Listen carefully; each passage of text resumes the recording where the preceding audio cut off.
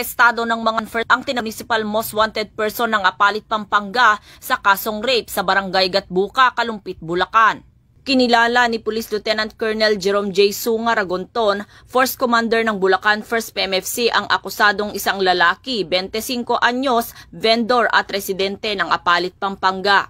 Dakong alas 5:30 ng hapon nang ihain ng pinagsanib na puwersa ng tracker team ng 2nd Platoon Bulacan PMFC na pinamunuan ni Police Lieutenant John Michael Crispino, Apalit Municipal Police Station, Kalumpit Municipal Police Station at 301st MCRMFB ang warrant of arrest na inisyu ni Honorable Olivia Escubo Samar, Presiding Judge, 3rd Judicial Region, Branch 79, Malolos, Bulacan, na walang inirekomendang piyansa. Kasalukuyang nasa kustodiya ng otoridad ang suspect para sa tamang dokumentasyon at wastong disposisyon.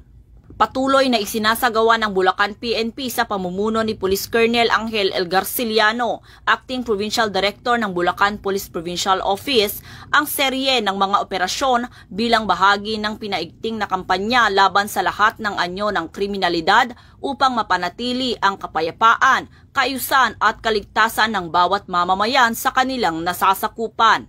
Mula dito sa Bulacan Police Provincial Office, ako ang inyong PNN Correspondent, Patrolwoman Pearl Cristalina Javier, alagad ng batas, taga-taguyod ng Balitang Pulis.